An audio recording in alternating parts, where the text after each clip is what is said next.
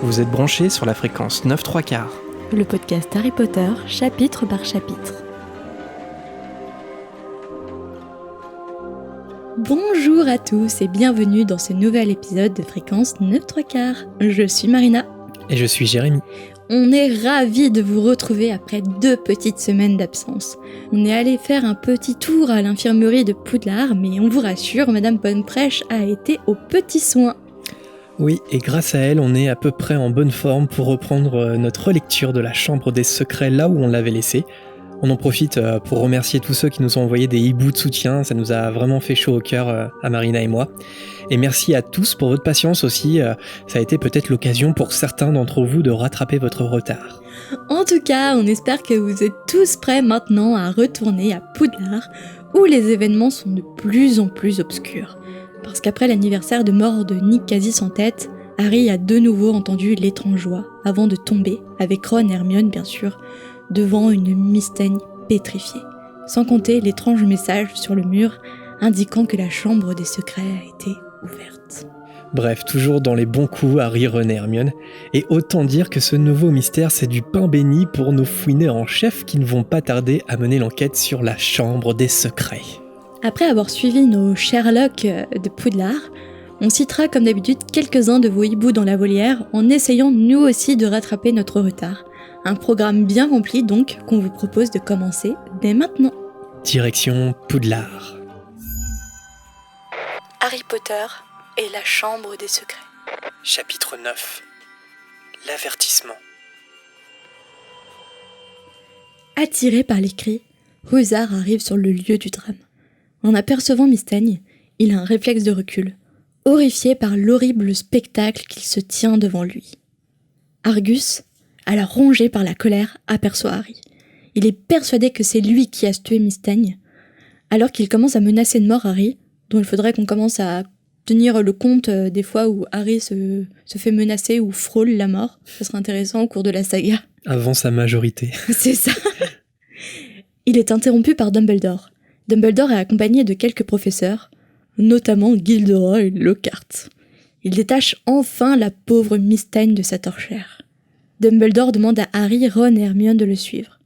Et l'occasion est trop belle pour Lockhart de ne pas briller. Ainsi, il propose son bureau à Dumbledore, qui est le plus proche du lieu du drame. Le directeur de l'école accepte l'invitation, ce qui donne à Lockhart l'occasion de se donner un air important et surexcité. Il emboîte alors le pas de Dumbledore accompagné de McGonagall et Rogue. J'imagine trop Lockhart en tête, là, pavanant comme un petit coq de foire. C'est vrai que dans ce chapitre, il est particulièrement agaçant et abusé quand même, Lockhart, comme on va le voir. L'arrivée dans le bureau de Lockhart provoque la cohue dans les tableaux. En relisant toute la saga, tu vois que quand même les tableaux, c'est un peu des commères quand même. Surtout que là, c'est les tableaux de Lockhart, en fait. Ouais, en plus. Ça rajoute un peu de la commératitude au tableau. C'est vrai que dans les tableaux du bureau de Dumbledore, ils sont tout le temps à l'écoute, où ils font semblant de dormir, mais c'est vrai, petite commère. Après, les tableaux dans le bureau du directeur, ils ont une utilité parce qu'ils sont là pour donner conseil au directeur actuel. Mais après, les tableaux, on va dire, tous les tableaux qui se trouvent à Poudlard, ils n'ont pas d'utilité en soi, si ce n'est regarder ce qui se passe et faire leur fouine, en fait. Un peu comme le chevalier du Catogan, qui est assez drôle aussi dans les livres. Dumbledore dépose Mystaigne sur une table afin de l'ausculter minutieusement. L'ambiance est lourde, mais loin d'être silencieuse. Le fond sonore est composé de déchirants sanglots de Rusard et de commentaires de notre cher Gilderoy, persuadé que c'est un sortilège qui a tué la chatte. Il a eu en effet l'occasion d'être confronté à ça, mais heureusement il connaît la parade pour dissiper les effets. Si seulement il avait été là plus tôt. Si seulement. L'histoire aurait tourné différemment. Dans la pièce, seuls Ron, Hermione et Harry se tiennent dans un coin de la pièce en silence, et Rogue aussi, qui est tapis dans l'ombre et qui semble se retenir de sourire. Harry est tenaillé entre la compassion que lui inspire Rusard et celle pour lui-même, parce que si Dumbledore croit en la théorie du concierge, il est sûr d'être envoyé. Et il est sûr d'être envoyé pour la combienième fois de l'année ? Enfin, du début de sa scolarité. En tout cas, de cette année, de 2 fois. Parce qu'il y avait déjà eu la voiture volante. La voiture volante, ouais. Là.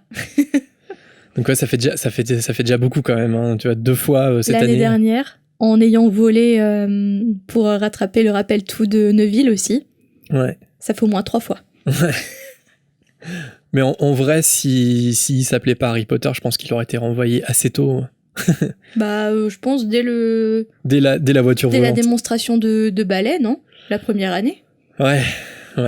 Oui, parce que même si ça aurait été Harry Potter, est-ce qu'il aurait été renvoyé si jamais il avait été pas bon, tu vois ? Imagine, il rattrape pas le rappel tout, il fait n'importe quoi avec son balai. Peut-être que McGonagall l'aurait renvoyé. Je sais pas. Ça tient un peu de choses. Pendant que Dumbledore essaye de ranimer Mystaigne à coups de baguettes et de formules magiques, mais sans succès, Gilderoy cependant se rappelle d'avoir distribué des amulettes aux habitants de Ouagadougou pour résoudre le problème de diverses attaques. De quelle ville ? Ouagadougou. Enfin, Dumbledore mit fin, en partie, aux souffrances de Rusard. Mystaigne n'est pas morte, elle est seulement pétrifiée. Analyse confirmée par Lockhart. Merci Gilderoy. Toutefois, le directeur ignore de quelle manière elle l'a été.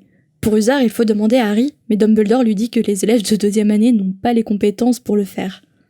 Et c'est là, si vous vous souvenez bien, que la curiosité de Harry se retourne contre lui. Rusard dit que c'est forcément lui, douloureusement. Rusard avoue que Harry sait que c'est un craque-molle, donc c'est forcément lui qui a écrit le message. Harry se défend en rétorquant qu'il n'a jamais touché Mystaigne, et en plus, il ne sait pas ce qu'est un craque-molle. Dans la plus grande surprise générale, quelqu'un d'autre vient prendre la défense de Harry. Rogue. Selon lui, les 3 amis se sont trouvés au mauvais endroit, au mauvais moment. Mais, parce qu'il y a un mais, c'est sûr qu'il est étrange qu'ils se soient trouvés dans le couloir alors qu'ils devaient être au festin d'Halloween. Mais l'argument de l'invitation à l'anniversaire de Mort ne suffit pas à Rogue. Ok pour l'invitation, mais pourquoi ne sont-ils pas remontés directement à la grande salle des cachots ? La fin devait les tenailler. Mais Harry, il ne peut pas répondre à cette question sans être obligé de mentir. Il ne peut pas parler de cette voix glaçante que lui seul peut entendre. Moi, je me suis posé la question, est-ce que vraiment il fallait pas qu'il en parle ? Au moins pour les alerter, mais... Bah ouais, si. À Dumbledore, il aurait pu le dire. Hein. À Dumbledore, oui. Mais bon, après, c'est vrai que c'est peut-être pas forcément une bonne idée que d'autres profs comme Lockhart, Rogue ou McGonagall le sachent. Mais ça se trouve, même Dumbledore aurait pu résoudre ce mystère, en fait. Pourquoi il entend une voix, etc. Peut-être qu'il se doute déjà que Harry peut parler fourche-langue. Et donc, dans le cas d'une voix qu'il est le seul à pouvoir entendre, Dumbledore aurait peut-être réussi à faire l'équation. C'est vrai parce qu'après, ils ont cette discussion. Ah non, il faut absolument pas en parler. C'est mauvais d'entendre des voix. Bah... Je sais pas tant que ça, je sais pas, c'est un mystère, hein, mais bon. Oui, c'est mauvais d'entendre des voix, même dans le monde des sorciers, comme dit Hermione. Ouais, mais tu penses qu'ils disent ça parce qu'ils ont peur que les profs pensent que Harry est fou, en fait ? Tu crois que c'est ça ? Ouais, c'est ça. Ah oui, ok. Parce que, je sais pas s'ils connaissent pas l'existence du fourche-langue, mais le fourche-langue, c'est tellement rare qu'ils y pensent même pas, en fait. Ils pensent même pas que la voix, ça peut être du fourche-langue. Ouais, complètement. Je sais pas, je m'interroge sur quand t'es sorcier... c'est moins risqué d'être fou en entendant une voix quand t'es sorcier que quand t'es moldu. Parce que quand t'es moldu, il n'y a pas de raison que t'entendes des voix. Quand t'es sorcier, il y a tellement des trucs bizarres dans le monde de la magie que plaider la folie tout de suite, c'est pas forcément évident. Ouais, quoi. Qu'est-ce que tu dis ? La Marina, sur mon épaule, dit que non, c'est exactement pareil. Hein. Des voix Oui, mais toi, t'es moldu. Elle dit qu'il n'y a pas de souci d'entendre des voix pour les moldus. Hein. Non, mais encore une fois, je pense que c'est peut-être un comportement d'enfant. Ou non, faut pas le dire aux profs, quoi. Faut pas le dire aux adultes, c'est un secret. Je pense que c'est plus ça, c'est comme un peu la voiture volante avec Harry et Ron. Faut le mettre sur ce compte-là, peut-être. Et c'est une victoire pour Rogue, qui s'empare de ça pour demander à Dumbledore de priver Harry de certains privilèges, comme par exemple, par hasard, lui interdire de jouer au Quidditch jusqu'à ce qu'il dise la vérité. Mais cette fois-ci, c'est McGonagall qui prend la défense de Harry. Mystaigne n'a pas été pétrifié par Harry, ou encore moins assommé à coups de balai, donc aucun rapport avec l'interdiction d'exercer le Quidditch. D'ailleurs, juste, finalement, comme c'est une scène coupée dans le film, mais qui n'est pas dans le montage final, dans le film, Harry il sait pas que Rusard est craque-molle. Si bien que quand on soupçonne Harry dans le film, pourquoi il aurait attaqué Mystaigne, c'est jamais expliqué. Non. Bah parce que ça a été le premier sur les lieux. Oui, mais je veux dire, ceux qui l'accusent, c'est quoi leur raison d'expliquer qu'il aurait attaqué Mystaigne ? Aucune, alors que dans le livre, tout est justifié. Dans le livre, il a appris que c'est un craque-molle. Voilà, c'est juste un petit Karma détail. pour Harry, cette fois-ci, il l'a un peu cherché quand même. Ouais. Dumbledore apprend à Rusard que le professeur Chourave a réussi à obtenir des plans de Mandragore. Grâce à ça, ils seront en mesure de préparer une potion pour sortir Mystane de cet état. Évidemment, Gilderoy dit qu'il s'en occupera, limite les yeux fermés. Mais Rogue le coupe tout de suite dans son élan en lui rappelant que c'est lui le maître des potions aux dernières nouvelles. Enfin, après un silence gêné, Harry, Ron et Hermione sont autorisés à quitter le bureau. Au lieu de se diriger dans leur dortoir comme de bons petits élèves qui ont eu la peur de leur vie, ils se dirigent dans une classe vide à l'étage supérieur pour débriefer de ce moment. Harry, comme on l'a dit, il se demande en fait s'il aurait pas dû parler de la voix, mais Ron lui certifie que non, même pour des sorciers, le fait d'entendre des voix n'est pas bon. Mais qu'est-ce que c'est la chambre des secrets ? Ron, lui, il a un souvenir incertain dans lequel Bill lui avait parlé d'une chambre qui serait secrète à Poudlard. Pour ce qui est des Crackmolls, c'est un peu l'inverse des sorciers nés dans les familles de Moldus. Selon Ron, ça explique le comportement aigri de Rusard avec les élèves. Minuit sonne, ce qui rappelle au trio qu'il ferait mieux de rejoindre leur dortoir. Les jours suivants, l'affaire Mystane occupe tous les esprits.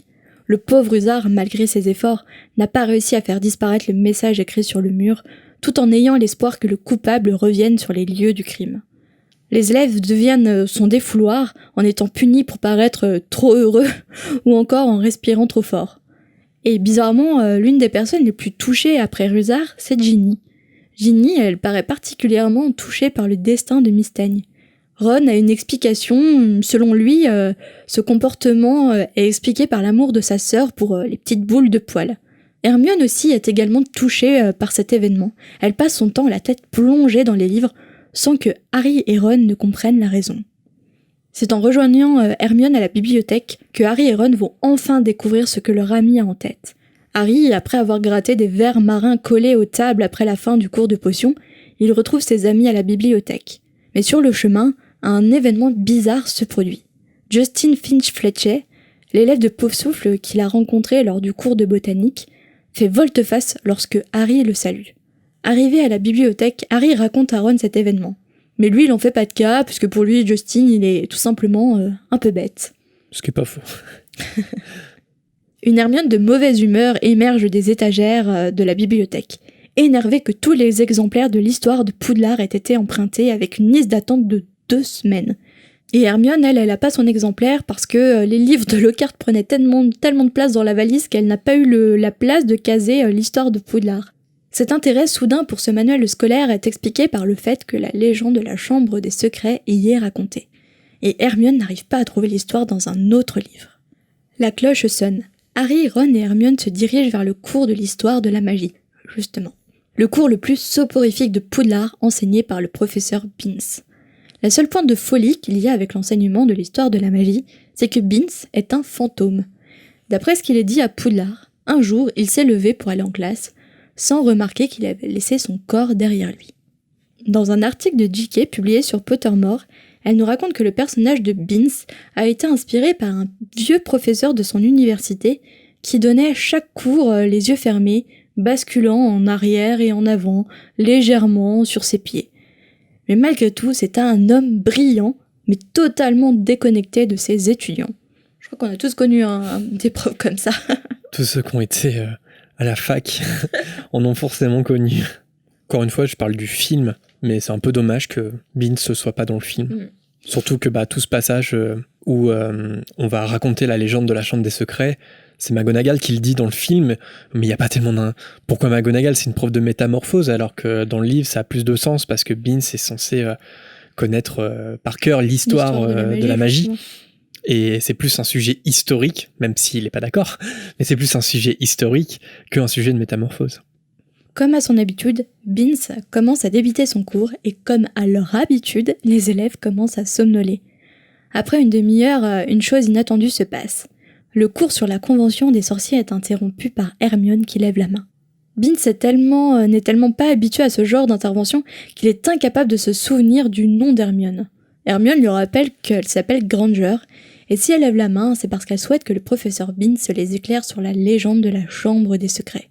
Et là, comme par magie, tous les élèves s'éveillent soudain pour écouter la réponse du professeur. Mais il lui répond qu'il enseigne l'histoire de la magie. Donc il enseigne les faits et non les mythes ou les légendes. Et il reprend son cours, mais c'est sans compter la maligne Miss Granger qui lui rappelle que les légendes sont fondées sur des faits. Ce qui a le don de donner un air ahuri au professeur. Ce dialogue avec un élève était sûrement une première dans sa carrière. Hermione a gagné. Le professeur Binns va leur en parler, mais il faut qu'il garde à l'esprit que c'est une légende extravagante et ridicule. Et maintenant, voilà la légende telle que Binns se l'a racontée. Je cite. Il commence sa légende en racontant que Poudlard a été fondé il y a plus de 1000 ans. La date précise n'est pas connue, par les 4 plus grands mages et sorcières de l'époque. Les 4 maisons de l'école portent leur nom. Godric Gryffondor, Helga Poufsouffle, Rowena Serdaigle et Salazar Serpentard. Ils ont bâti ce château ensemble, hors de la vue des Moldus, car en ce temps-là, les gens du peuple avaient peur de la magie, et les sorciers subissaient de terribles persécutions. C'est ça ta voix de Binns?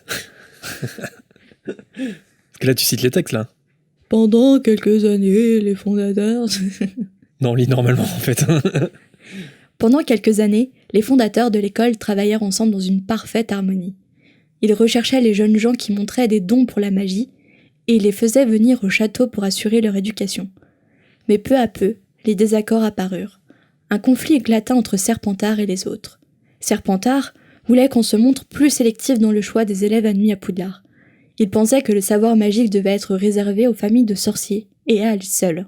Il ne voulait pas prendre d'élèves nés de parents moldus, car il estimait qu'on ne pouvait pas leur faire confiance. Au bout d'un moment, une grave dispute à ce sujet opposa Serpentard à Gryffondor, et Serpentard finit par quitter les lieux. Ça, ce sont les faits, selon Binns, mais là je cite le texte, mais ces faits authentiques ont été obscurcis par la légende hautement fantaisiste de la Chambre des Secrets. D'après cette légende, Serpentard aurait aménagé une salle cachée dans le château, une salle dont les autres ne connaissaient pas l'existence. Serpentard aurait ensuite scellé l'entrée de la Chambre des Secrets, de telle sorte que personne ne puisse s'ouvrir jusqu'à ce que son authentique héritier arrive à l'école. Seul l'héritier de Serpentard aurait le pouvoir d'ouvrir la chambre, et d'utiliser la chose horrible qu'elle contient pour chasser de l'école ceux qui ne seraient pas dignes d'étudier la magie. Alors, lorsque Binns s'arrête, ou Marina, je sais pas, je suis perdu. Le silence qui règne dans la salle est très différent de celui qui règne d'habitude en fait pendant les cours d'histoire de la magie. Tous les élèves sont suspendus aux lèvres de Binns. Agacé, il ajoute que tout ça est de toute façon complètement absurde et qu'aucune chambre des secrets n'a jamais été trouvée à Poudlard. Ça n'empêche pas Hermione de demander au professeur ce qu'il entend par la chose horrible qui se trouverait dans la chambre. Binns répond que ça serait un monstre que seul l'héritier de Serpentard pourrait contrôler. Les élèves se regardent, l'air inquiets. Mais une nouvelle fois, Binns répète qu'il n'existe ni monstre, ni chambre des secrets. Simus, Parvati ou encore Dean prennent la parole à leur tour en argumentant que si la chambre des secrets elle a jamais été découverte, c'est sans doute parce que l'héritier est le seul qui peut l'ouvrir, ou qu'il faut connaître la magie noire, ou encore parce que il faut peut-être faire partie de la famille de Salazar Serpentard. Mais Binns rétorque sèchement que ça suffit, qu'il n'y a pas l'ombre d'une preuve et qu'il est temps de revenir aux faits historiques en oubliant les histoires stupides. Le professeur reprend donc son cours et les élèves replongent en même temps dans leur demi-sommeil habituel. Après le cours, Harry, Ron et Hermione débriefent les révélations du professeur Binns. Ron dit qu'il savait bien que Salazar Serpentard devait être un vieux fou, mais il avoue qu'il ignorait que c'était lui qui était à l'origine des histoires de sang pur. Quand il dit que si jamais il avait été réparti à Serpentard, il serait directement rentré chez lui, Hermione approuve d'un mouvement de tête. Harry, lui, il est beaucoup plus pensif à ce moment-là. Parce que le Choixpeau, il avait bien envisagé de l'envoyer à Serpentard. Et ça, il n'en a jamais parlé à Ron ni à Hermione. Mais sachant que beaucoup de sorciers à Serpentard avaient mal tourné, il le savait déjà au moment de la répartition, il avait demandé au Choixpeau de toutes ses forces à être réparti dans une autre maison. Moi, je me pose une question, je sais plus si on se l'est posé dans la fréquence, mais j'ai quand même l'impression que la maison Serpentard est assez diabolisée dans Harry Potter. Et il y a beaucoup de fans qui se revendiquent Serpentard, tout ça, mais il y a quand même pas mal de manichéisme, en fait, je trouve, dans la représentation de Serpentard. Alors certes, on a le point de vue d'Harry, Ron et Hermione, mais quand même, je veux dire, il y a jamais de nuance avec les Serpentards. Après, on voit bien le professeur Slughorn, c'est un Serpentard, et pourtant, c'est pas le mal incarné. Tu vois pourtant pourquoi il est Serpentard. Mais ça reste quelqu'un de profondément gentil, je pense. C'est vrai que Slughorn, il fait du bien. Parce que, oui. Il fait du bien au Serpentard. Ouais. Attention, il est loin d'être parfait, Slughorn. Hein, mais... Non, mais personne n'est parfait déjà, et on sait pourquoi il est Serpentard, parce que il se rapproche de certaines personnes pour son intérêt. Lors de l'éducation de certains élèves, il fait le lien entre les liens de parenté des élèves, justement, et il voit aussi les élèves les plus brillants, les carrières qu'ils pourraient mener, et voir l'intérêt, enfin les avantages que ça pourrait lui rapporter de rester en contact avec eux. Ouais, c'est un grand opportuniste. C'est un opportuniste, voilà pourquoi il est Serpentard, mais en même temps, c'est pas quelqu'un de méchant, Slughorn. Non, mais c'est juste que... Par exemple, j'ai toujours pensé ça dans l'Ordre du Phénix, ça aurait fait du bien qu'il y ait un élève de Serpentard dans l'armée de Dumbledore, par exemple. Un élève qui se démarque du lot. Enfin, je sais pas, je trouve que ça manque de nuance. Oui, toujours, il y a les 3 maisons, sauf les Serpentards. Pareil, pendant la bataille de Poudlard, et les Serpentards, ils sont envoyés dans les cachots, quoi. Donc, c'est un petit peu ça, je trouve, qui est un petit peu dommage. Enfin, dans le livre, c'est un peu différent, mais n'empêche que je crois pas qu'il y ait aucun Serpentard qui défende, enfin, en tout cas, qui se mette contre Voldemort dans la bataille de Poudlard, même dans le livre. De mémoire, il y en a pas. Non, maintenant, je crois pas. C'est pas précisé, en tout cas. Je crois pas, ouais. C'est pas précisé, mais je crois pas, quoi. Et si c'est le cas, ça aurait été bien qu'on le sache. Et pour le coup, je trouve que c'est un des rares bons ajouts de l'Enfant Maudit. C'est que le personnage de Scorpius, ouais, je vais dire Scorpius et pas Albus, mais le personnage de Scorpius redore l'image de Serpentard un petit peu. C'est le personnage qui manque, je trouve, dans la saga, en fait. Même un personnage secondaire. Mais bref, Harry est chassé de ses pensées par Colin Creevey, et nous aussi, on est chassé par nos pensées. Et Colin qui apparaît dans le couloir bondé d'élèves. En fait, il cherche à dire à Harry que quelqu'un de sa classe lui a dit mais il est emporté par la foule sans pouvoir finir sa phrase. Harry, de toute façon, s'imagine que le camarade de classe de Colin a dit qu'il pensait que Harry lui-même était l'héritier de Serpentard. C'est sûrement pour ça aussi que Justin s'est enfui plus tôt. Ron, il n'en croit pas ses oreilles, et il demande à Hermione si elle pense qu'il existe une chambre des secrets. Hermione, elle répond qu'elle sait pas, mais le fait que Dumbledore ait pas réussi à guérir immédiatement Mystène, c'est assez inquiétant quand même. Alors c'est drôle, parce que dans le film, encore une fois, quand Ron lui pose la question « Est-ce que tu penses qu'il existe une chambre des secrets ?» Hermione elle répond que oui, évidemment que la chambre existe. Donc là on a vraiment une petite entorse au livre. Je me demande les raisons les raisons qui ont poussé les scénaristes à faire des entorses. Je vois pas pourquoi il y a cette entorse au livre en fait. Je vois pas pourquoi il y aurait une raison à faire cette entorse au livre. Bah, moi je pense que il faut jamais perdre de vue qu'un film ça doit être efficace et que il y a pas le temps dans le film pour que les personnages doutent que la chambre des secrets existe ou pas. En fait, il faut que l'enquête commence immédiatement. Et donc, il faut pas qu'Hermione doute sur l'existence de la chambre. C'est évidemment que ça existe et l'enquête commence, tu vois. Il faut pas perdre de temps, sinon tu perds le spectateur. Je pense que c'est pour ça que Steve Close, il sait qu'il trahit un petit peu Hermione, là. Parce que Hermione, elle a un peu plus de recul que ça. Quand tu lui racontes quelque chose, elle va pas le croire immédiatement. Il faut qu'elle ait la preuve. Elle est intelligente, Hermione. Dans le film, elle est un peu plus expéditive, mais un film est plus expéditif, par définition. Le trio se retrouve justement sur le lieu de l'attaque. Rien n'a changé, à part que Mystène a été évidemment enlevée et qu'une chaise est présente. Ron précise que c'est là que Rusard monte la garde. Tous les trois commencent alors à enquêter. Les petites fouineuses le retour. C'est quand même plus fort qu'eux, en fait, hein, tu vois, tu sais, ça pourrait s'arrêter là, tu vois, genre, la chambre des secrets, on sait pas trop si ça existe ou pas, et puis on continue notre vie, tu vois. Oh tiens, je vais me confiner dans mon dortoir, moi, en dehors des heures de cours, je suis pas rassurée. Ouais, de pas être rassuré, d'être un peu méfiant, et puis de continuer ses cours d'enfant de 12 ans. Je crois qu'on serait pas des héros de saga. Bah ouais. Mais non, eux, ils retournent sur le lieu, ça leur suffit pas d'être arrivés les premiers. Ce qui est bizarre quand même, c'est qu'à ce moment-là, je comprends pas pourquoi, notamment Hermione, elle cherche pas à savoir plus que ça pourquoi Harry entend une voix. Elle cherche partout, c'est quoi la chambre des secrets, ça se comprend. Mais pourquoi aussi Harry il entend une voix, il y a un mystère et il faudrait qu'ils essaient de résoudre ce mystère parce qu'il est à l'origine de leur découverte de Mystaigne. Et a priori, c'est la voix du tueur. Donc c'est juste, c'est bizarre qu'ils se posent pas plus de questions par rapport à cette voix, mais bon. De cette voix qu'ils n'ont pas entendue aussi, peut-être qu'ils ont un petit doute. Tu penses qu'Harry, il est un peu... Il est schizo. On y revient à la folie. Bah justement, Harry, il remarque sur le lieu des traces de brûlure. et Hermione, elle repère des araignées qui s'échappent par la fente d'une fenêtre. Raison de plus pour ne pas enquêter pour Marina. Ce qui met Ron, comme Marina, extrêmement mal à l'aise, puisque Ron, comme Marina, il a la phobie des araignées. Très original comme phobie. Ron, il explique que quand il avait 3 ans, en fait, Fred a transformé son ours en peluche, en une énorme araignée. Et en entendant ça, Hermione, elle se retient de rire. C'est comme la preuve que Fred et George, ils sont pas toujours très drôles, tu vois.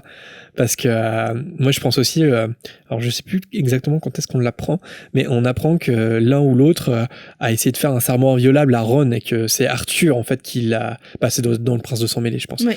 qu'on l'apprend. Et que Arthur, s'il avait pas réagi à temps, en fait, ils auraient fait un serment inviolable, ce qui est hyper dangereux. Donc, je sais pas si c'est vraiment de tout repos d'avoir Fred et George comme frères. Ils peuvent être nuisants Et puis aussi. même comme enfant. Ouais, comme Pauvre enfant, Molly, surtout. elle a ouais, dû c'est clair. galérer à les éduquer. Ouais. Là, pour le coup, c'est Pauvre Arthur aussi. pas très drôle, les blagues qui créent des phobies, quoi. Mm. Harry, il change de sujet en leur demandant s'ils se rappellent de la grande flaque d'eau. L'origine provenait des toilettes des filles. Hermione dit aux garçons qu'ils peuvent rentrer sans problème parce que c'est là qu'habite Mimi Géniard. Les toilettes sont effectivement à l'abandon, sales et rouillées. Discrètement, Hermione se dirige vers la cabine du fond en souhaitant bonjour à Mimi. Hermione lui explique, face à la méfiance du fantôme, qu'elle voulait montrer à Harry et Ron à quel point c'est joli chez elle. Discrètement, Harry demande à Hermione d'interroger Mimi ce soir de l'attaque. Mais le fantôme apprécie moyen de voir Harry chuchoter. Elle se lamente que tout le monde veut lui faire de la peine, même pendant sa mort. Franchement, Mimi Géniard, on va en reparler à la fin de l'émission, mais... Phew. Mais justement, est-ce que toi, est-ce que t'as de la compassion pour Mimi Géniard ? Non. Non ? J'arrive pas à en avoir. Ouais. Non, j'arrive pas. Parce que c'est vrai que c'est une victime. Mm. C'est pour ça qu'elle est fantôme. Enfin, c'est pour ça qu'elle est fantôme. C'est pour ça qu'elle est morte, en tout cas. Mais elle est agaçante, quoi. Ah ouais, terriblement. Puis elle est un peu problématique, on en reviendra à la fin de l'émission. Ok. Il y a une question sur la volière, non ? Non, Ah, ok. Oh, t'as été faire du potard mort, toi. non, Tu vas me poser des questions. non. Ok. Bon, on verra. Suspense. Ouh, surprise. Hermione tente de réconforter Mimi Géniard et elle lui dit qu'ils aimeraient simplement savoir si elle a vu quelque chose de bizarre le soir de l'attaque. Mais Mimi dit qu'elle n'a rien remarqué, elle était bouleversée par les insultes de Peeves lors de l'anniversaire de Nick. Donc elle est retournée dans ses toilettes pour se suicider en oubliant qu'elle est déjà morte, comme le conclut Ron. Et la conclusion de Ron, ça bouleverse encore davantage Mimi qui plonge dans la cuvette en sanglotant avant de disparaître. Harry et Ron, ils sont choqués, mais Hermione, elle leur explique que par rapport à d'habitude, elle a presque l'air de bonne humeur. Pourtant, on devrait la plaindre de vouloir se suicider alors qu'elle est déjà morte, mais encore un fantôme qui regrette sûrement son choix d'avoir choisi d'être fantôme et de ne pas passer l'étape de l'au-delà. Alors qu'ils sortent des toilettes, ils sont repérés par Percy. Il est choqué de voir son frère sortir des toilettes des filles. Ron tient tête à Percy en disant qu'ils sont simplement venus jeter un œil et que de toute façon, ils y sont pour rien dans l'attaque de Mystaigne. Percy lui rétorque que c'est ce qu'il a dit à Ginny, mais qu'elle reste toujours bouleversée parce qu'elle pense qu'ils vont être renvoyés. Mais Ron dit qu'il se moque de Ginny en vérité, et ce qu'il craint vraiment, c'est de ne pas pouvoir être nommé préfet en chef. Alors ça rend Percy furieux, et il enlève 5 points à Gryffondor. Et il dit à son frère d'arrêter de jouer au détective, ou alors il prévient leur mère. Ça montre quand même qu'il a jamais eu une très bonne relation avec Percy, Ron. Je pense que la relation entre Percy et les autres frères ont toujours été compliquée, il a toujours été un peu différent, je pense. Ouais, je pense que c'est pas Ron en soi, c'est Percy avec tous ses frères et sœurs, quoi. Et même je pense qu'il a pas les mêmes valeurs familiales et les mêmes valeurs de vie que sa famille. Ouais, complètement. Mais là, c'est marrant parce qu'ils se prennent la tête, mais je trouve que l'un et l'autre ont raison, en fait. Parce que je trouve que Ron, il a raison, parce que de dire que Percy, il s'en fiche, mais c'est juste, il pense à sa réputation. Et Percy, en même temps, il a raison de dire à son frère d'arrêter de jouer les enquêteurs. Enfin, je veux dire, oui. T'as 12 ans, arrête, quoi. T'as 12 ans, il est minuit, tu vas au lit. Ouais, oui. Ce soir-là, après le dîner, Harry, Ron et Hermione s'assoient le plus loin possible de Percy. Ron est toujours en colère, au point de mettre le feu à son devoir de sortilège sans faire exprès. Hermione se demande à voix haute qui peut bien vouloir envoyer de Poudlard les craquemeules et les nez moldus. Ron, il pense immédiatement à Malfoy. Hermione, elle est sceptique, mais Harry, lui, il est d'accord avec Ron. Il dit que toute la famille de Drago a fini à Serpentard, et donc Drago il pourrait très bien être un descendant direct de Salazar. Ron suggère même que si ça se trouve, il se refile la clé de la chambre des secrets de père en fils. Elle est où la clé là ? On l'avait gardée ici. Hermione avoue que c'est possible, sauf que pour le prouver, il y aurait bien un moyen, mais ça serait très dangereux à mettre en place. L'idée d'Hermione serait qu'ils puissent tous les trois interroger Drago dans la salle commune de Serpentard sans que Drago sache que c'est eux. Alors Ron éclate de rire et Harry lui dit que c'est tout simplement impossible. Hermione leur annonce qu'il leur suffirait d'un peu de polynectar. Évidemment, Ron et Harry ne savent pas ce que c'est, et évidemment, Hermione est choquée parce que Rogue en a parlé en cours, il y a pas longtemps, mais évidemment, Harry et Ron n'ont pas écouté. C'est un schéma récurrent dans Harry Potter, ce truc-là. Si Hermione n'avait pas été là, comment se serait passée l'enquête ? Je pense qu'elle se serait arrêtée à ce moment-là, tu vois. Il y a des traces de brûlure, il y a des araignées, Mimi a rien vu. Dossier classé. Hermione explique aux garçons que le polynectar est une potion qui permet de prendre temporairement l'apparence de quelqu'un d'autre. Ils pourraient alors se transformer tous les trois en élèves de Serpentard.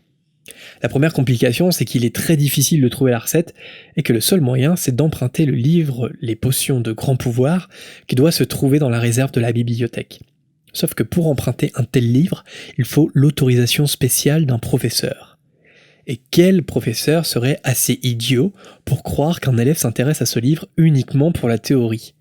Je crois qu'on a tous notre petite idée en tête. Je ne sais pas, moi.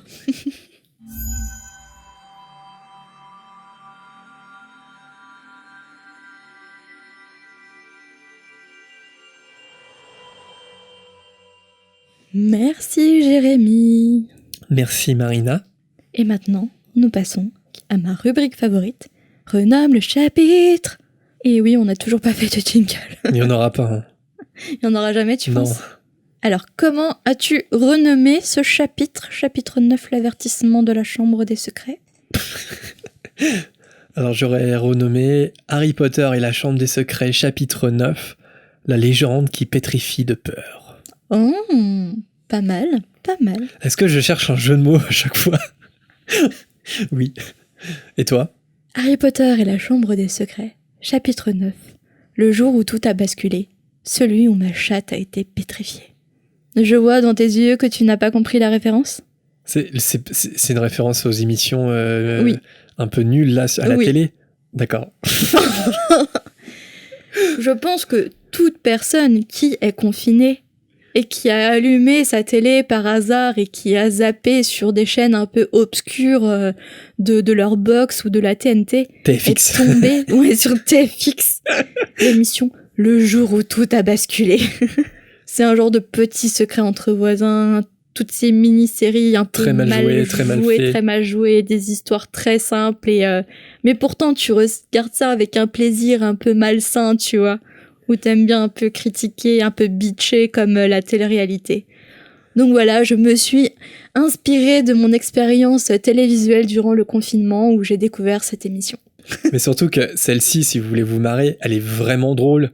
Parce que contrairement un peu aux autres, je connais pas trop les noms, mais celle-là, en fait, il y a aucun twist. C'est-à-dire qu'en fait, le mystère, c'est le titre du truc. Donc c'est comme si, en fait... Mon mari me trompe. Ouais, voilà. En fait... Il y a même pas le côté un peu la ménagère, elle a envie de savoir. Non, on lui donne l'information. C'est ça. Ou mon patron est un gangster. Oui, alors ça, mon patron est un gangster. Et ce qui est magique avec cette émission, c'est qu'à la fin, il y a une avocate. Au début, à la fin, il y a une avocate qui fait une petite présentation de 1 minute. Mais tu te dis, quel est le parcours professionnel de cette avocate pour se retrouver dans cette émission et sur TFX. Je sais pas si c'était fixe, mais... TFX ou TF1 série ou TMC ou un truc comme ça. Oui, puis à la fin... Mais si elle nous écoute, elle dit juste... son témoignage nous intéresse. À la fin, elle dit juste « c'est la fin, au revoir ». C'est trop drôle. Alors qu'on a compris que c'était la fin. Non mais par exemple, pour le cas de Ruizard, ce serait... Oui, d'accord, maintenant je commence à comprendre un peu là où tu veux en venir. C'est comme si, en fait, il y avait un mystère avec Ruizard, genre il trouve pas son chat ni rien. Et en fait, le twist final, la petite surprise, c'est que sa chatte est pétrifiée. Mais en fait, c'est le titre de l'épisode qui est affiché tout le temps en bas. Qui apparaît tout le temps, donc... C'est ça qui est super drôle. Il y a aucun intérêt, quoi. Et ouais. Mais s'il y a des acteurs qui ont joué et qui nous écoutent, par hasard, franchement, on veut leur témoignage, on veut connaître les coulisses de cette émission parce que c'est formidable, quoi. Est-ce que c'est drôle à tourner ou pas? Parce qu'en tout cas, c'est drôle à regarder, quoi. Ouais, c'est ça. C'est ça. Et aussi, en présentatrice, on a découvert Valérie Benaïm, qui présente une émission sur le paranormal. Et qui fronce les yeux parce que c'est mystérieux. Parce que c'est paranormal et mystérieux pendant 1h30. C'est un peu le Lockhart de l'animation, je trouve. Ah non, mais la télé est magique. Magique. Et bref, pour revenir à Harry Potter... si tu devais retenir un personnage dans le chapitre, lequel ça serait? Eh ben justement, Mimi Géniard. Parce que je n'aime pas du tout ce personnage et je n'arrive pas à avoir de la compassion pour la victime du basilic et la victime sûrement de harcèlement. J'arrive pas à m'accrocher à ce personnage et en plus de ça, je la trouve un peu problématique.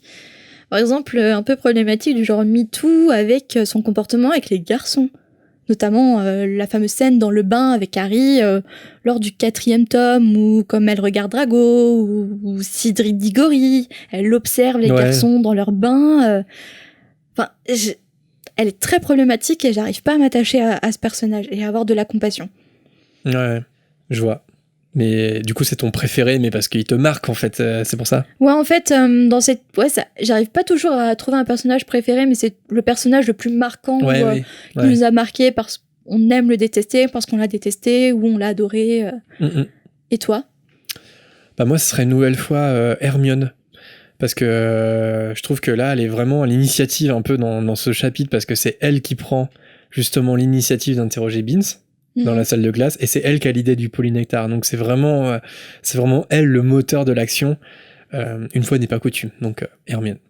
Donc tu vois, par exemple, t'as 2 personnages féminins qui sont quand même... par exemple, Mimi Géniard, elle va avoir un rôle déterminant dans la découverte de la Chambre des Secrets. Hermione, c'est pareil. Et pourtant, on a 2 personnages féminins très différents. Ouais. Mais ouais, c'est vrai que c'est dur. Hein. C'est dur d'avoir de la compassion pour Mimi Géniard. Alors que pourtant, c'est une victime. Mais je pense que J.K. Rowling en fait exprès, tu vois, de la rendre antipathique. Pas vraiment antipathique, mais pathétique, en fait. Elle est un peu pathétique pendant toute la saga.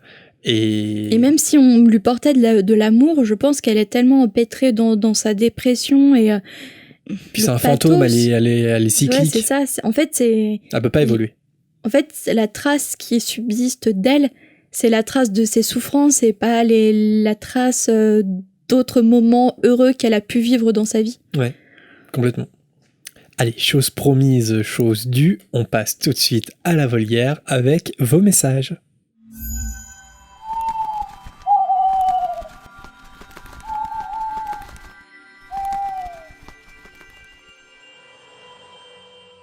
Et on passe tout de suite à un premier hibou sonore, celui de Chloé.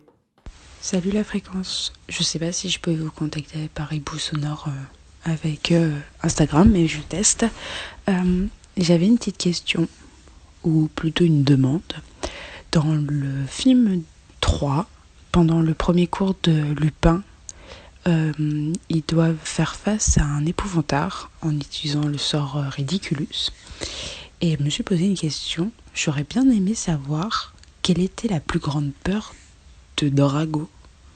À votre avis, ça devait être quoi sa plus grande peur? Je pensais à son père, mais je suis pas sûre. Merci, vous êtes super, c'est trop cool de vous écouter le samedi matin. Des bisous. Merci Chloé pour ton hibou sonore et des bisous également. Alors, pour ta question, j'ai pensé aussi à son père. Parce que je pense que c'est son père et bien sûr sa longue lignée familiale aux valeurs douteuses qui ont façonné Drago. Et je pense que bien sûr la figure paternelle de Drago est importante pour lui. Elle est autant importante qu'elle est effrayante pour lui. Donc c'est pour ça que je pense que c'est son père qui doit apparaître lorsqu'un épouvantard apparaît devant Drago. Par exemple la peur de causer de la déception à l'égard de son père. Et toi, tu avais une autre idée en tête? Ouais, ça peut être son père. J'ai vu une théorie sur internet et qui me plaît plutôt bien. Ce serait l'idée que l'épouvantard de Drago, ça pourrait très bien être lui-même, mais un Drago devenu mange-mort en gros, le Drago que ses parents souhaitent qu'il soit, en fait. En gros, un Drago qui n'avoue pas ses faiblesses à Mimigénière dans Le Prince de Sang Mêlé, un Drago qui a le cran de tuer Dumbledore, qui tue froidement Dumbledore, ou un Drago qui identifie Harry pour le condamner à mort dans les Reliques de la Mort, par exemple. Donc en gros, une espèce de Drago maléfique qu'il se vante être, mais qu'il n'est jamais, tu vois. Et... Mais ça serait une peur pour lui. Et pas un accomplissement, du coup. On a l'impression quand même, dans Le Prince de Sang Mêlé, il a ce conflit en lui. Il est enfin mange-mort. Voldemort lui a confié une mission. Tout ce qu'il...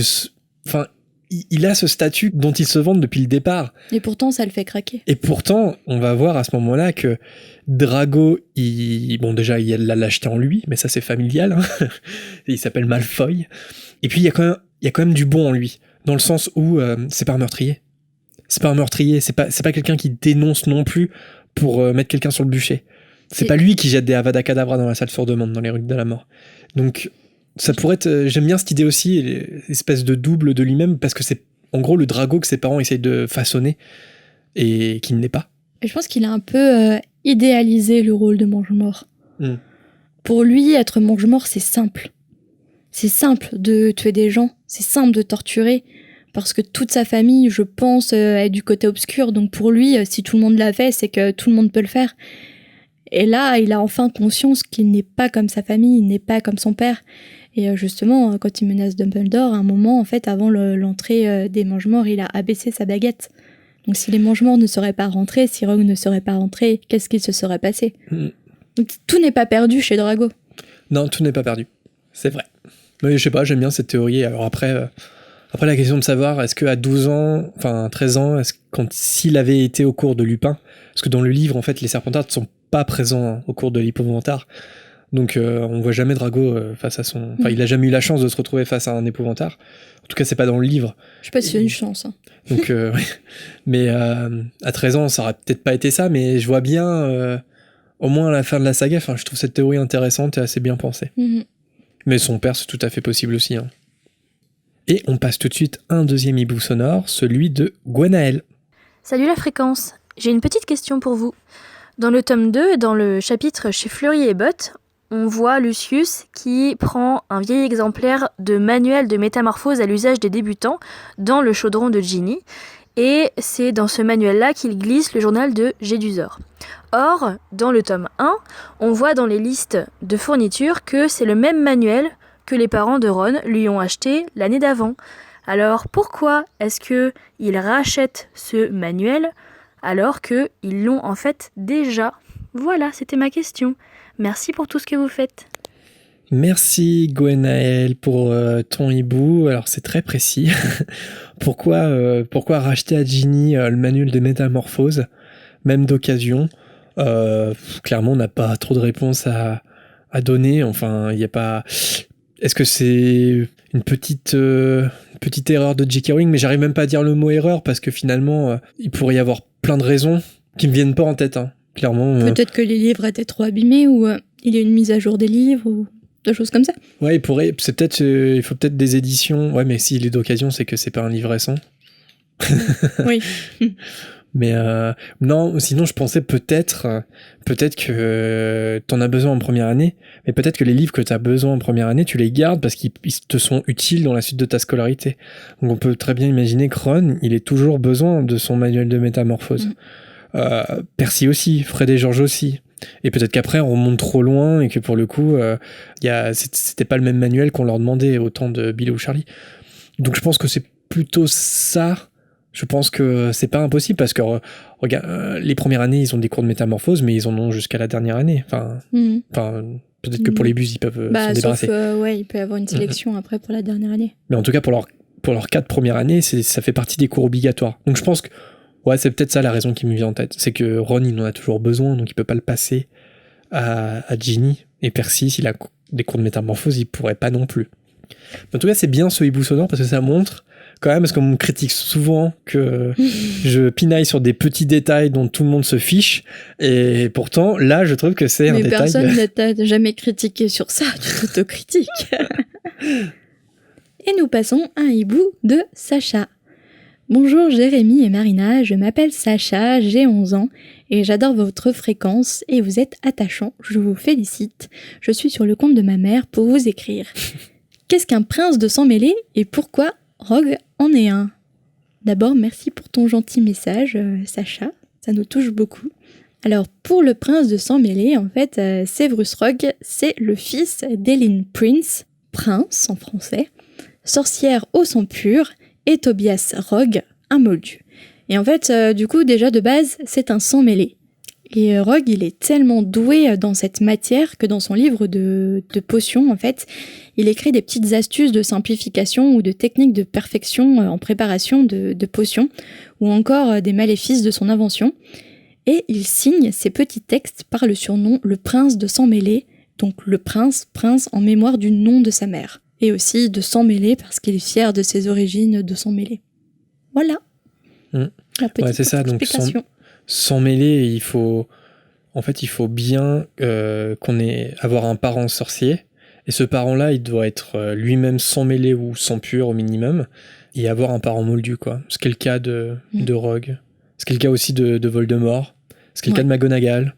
Il y a plusieurs personnages qui sont sang mêlé. Et puis ce qui est intéressant, c'est que pour le coup, Rogue, lui aussi, il a cherché, avec cette appellation de prince de sang mêlé, lui aussi, il efface le nom de son père. Et c'est un peu un lien qu'il y a avec Voldemort, parce que, alors on n'a pas trop l'info, mais on sait que Tobias Rogue, son père, était quelqu'un de très désagréable. À la limite, violent avec sa mère. On peut soupçonner que c'est un homme violent, qui avait des violences conjugales et peut-être même de la maltraitance.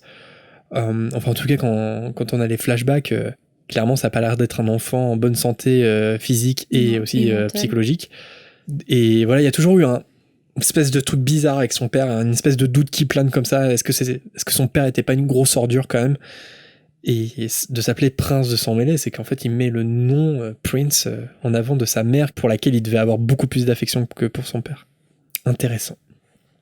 Allez, un prochain message de Philippine. J'ai une théorie comme quoi Neville serait l'élu depuis le début. Dans le 1, 2, 3 et 4, il ne serait pas au courant et la seule personne au courant serait sa grand-mère. En effet, celle-ci l'avait appris des parents de Neville, et Bellatrix, qui se doutait de quelque chose quand elle a vu la chute de Voldemort, est allée se renseigner auprès de Frank et Alice en les torturant. À la fin du 4, au moment du retour de Voldemort, Madame Londubat aurait dit à Neville la vérité, et c'est pour cela que Neville se serait entraîné avec l'armée de Dumbledore. Finalement, il aurait voulu partir avec Hermione, Ron et Harry pour la chasse aux Horcruxes, mais il n'a pas pu. Il a décidé de mener la guerre dans l'école. Finalement, à la fin, c'est lui qui a tué le serpent Nagini, ce qui a permis la chute de Voldemort. Voilà, c'est un peu tiré par les cheveux, sinon je vous aime trop, ne changez rien. Merci Philippine pour ton message. Alors qu'est-ce que tu penses toi de cette théorie comme quoi Neville serait l'élu, pardon. Alors, je viens de finir de lire ce matin Le Prince de sang mêlé, donc c'est tout frais dans ma mémoire. Et en fait, comme le dit Dumbledore dans le tome, l'élu, il existe uniquement parce que Voldemort a choisi de donner de l'importance à la prophétie. Il a créé lui-même l'élu. En fait, il a choisi un enfant qui correspondait au moment de sa naissance à la description qu'en faisait la prophétie. Donc déjà, il a choisi un enfant, il a choisi un élu, et en plus, en échouant à tuer cet élu, qu'il a choisi, qu'il a créé, il a créé en plus de ça un lien avec lui sans le vouloir. Donc en fait, Harry, c'est l'élu de Voldemort, mais c'est pas l'élu qui est né pour tuer Voldemort. Et en fait, il y a une grande nuance dans tout ça. Donc que ça soit Harry ou Neville, tout était possible. Et en fait, tout dépendait du choix de Voldemort. Donc de croire déjà à la prophétie et de choisir un enfant. Tout vient de là en fait. Ouais, moi c'est un aspect que j'adore dans Harry Potter. C'est pour ça que la théorie de Neville élu, pour moi, elle tient pas parce que, comme tu l'as très bien dit, ce n'est pas la prophétie qui a créé Harry en tant qu'élu, c'est Voldemort qui a créé l'élu. C'est Voldemort qui a causé sa chute. Exactement. Lui-même. Et comme le dit Dumbledore, ce sont les choix qui importent, ce sont pas les aptitudes. Et Harry n'est pas né avec l'aptitude d'être l'élu ou Neville, c'est le choix de Voldemort qui l'a fait. Et ça, c'est vraiment une philosophie qui est constante dans l'œuvre de J.K. Rowling et qui est absolument passionnante. Et ce qui est passionnant aussi, donc Voldemort, il avait clairement le choix entre Harry et Neville, c'était les deux garçons qui correspondaient à la description. On peut se demander s'il n'a pas choisi Harry parce que Neville, ses deux parents étaient sang pur, et Lily est une née moldue. Je sais pas si enfin, c'est un peu différent parce que le père de Voldemort était moldu. Ce qui est pas le cas de Lily, hein, c'est né moldu. Mais est-ce qu'il l'a pas choisi Harry par rapport à ça? C'est intéressant de savoir. Et aussi, la question qu'on peut se poser, c'est pourquoi Bellatrix, notamment après la chute de Voldemort, s'est attaquée à Alice et Franklin Dubas. C'est ce que se pose Philippine, en fait. Et moi, je me pose la question, c'est est-ce que Voldemort avait informé Bellatrix qu'il avait le choix entre Harry et Neville? Est-ce que Bellatrix savait que les Lions du Bas pouvaient être liés à la prophétie, et dans ce cas-là, ça serait une espèce de vengeance, c'est si Voldemort il t'aurait choisi toi, peut-être que mon maître il serait pas mort, tu vois. Je sais pas, je me suis toujours posé cette question-là, pourquoi targeter les Lions du Bas? Bon, c'était deux excellents horreurs, mais... Est-ce que Bellatrix a vraiment des raisons pour torturer des gens? Je ne pense pas. Non, voilà. Oui, et puis il y aurait eu d'autres raisons, même si elle cherchait une raison, c'est que ce sont deux horreurs qui étaient excellents et qui étaient des ennemis, de toute façon, des mange-morts. De toute façon, ils faisaient partie de l'ordre du Phénix. Mais je me pose la question quand même, est-ce que les mange-morts savaient que les Lions du Bas pouvaient être liés à la prophétie? J'en doute. Je sais pas. Ou est-ce que Voldemort a gardé ça pour lui-même et qu'il a fait le choix intérieurement? Rogue le savait, on l'apprendra. Ouais. Mais je doute que d'autres personnes aient été au courant, à part Dumbledore évidemment et Trelawney. Mais l'élu en soi n'existe pas. L'élu n'existe pas... Sauf dans l'esprit de Voldemort, en fait. Sauf dans l'esprit de Voldemort, mais du coup, Harry est vraiment l'élu, pour le coup, parce que... De Voldemort. Ouais, mais du coup, il est l'élu de la prophétie, parce que Voldemort l'a marqué comme l'élu, en fait. Ouais, mais il est pas l'élu parce qu'il est né pour tuer Voldemort, non. Tu vois ce que je veux dire? Ouais. C'est pour ça que Neville peut pas être l'élu, en fait. Parce que... C'est ça. Parce que Voldemort a fait simplement un autre choix. Nous passons à un hibou de Nina, qui a une question. J'ai une question qui me trotte dans la tête. Toutes les rentrées de Poudlard se font le 1er septembre, mais si le 1er septembre est un mercredi, est-ce que ce serait quand même la rentrée? Merci d'avance. Je sais pas quoi répondre, oui. C'est vrai, moi je pense que oui, je me pose une question qui va peut-être... qui pose encore plus le truc, c'est que est-ce que si ça tombe un samedi le 1er septembre, est-ce que les élèves reprennent les cours le dimanche? Parce que le Poudlard Express, c'est le 1er septembre à 11h. On a l'impression que c'est coûte que coûte, mais si ça tombe un samedi, on fait travailler les élèves le dimanche? Je sais pas. Et de façon générale... Non, ils vont dans leur dortoir le dimanche, ils sont à l'école, lundi, ils sont prêts à prendre les cours, tu vois. Ouais. Mais de toute façon, je suis pas sûr que les calendriers et les emplois du temps soient très clairs dans Harry Potter. Je pense que... Parce que comme c'est daté, on sait dater, en fait, Harry Potter, à peu près. Mais c'est vrai qu'ils reprennent toujours le lendemain de leur rentrée. Mais est-ce que entre les années 1 à 6, voire 7, est-ce qu'il n'y a pas un samedi 1er septembre qui est tombé? C'est très probable, quand même. Donc, mais après, voilà, c'est un détail. Je pense pas que J.K. a...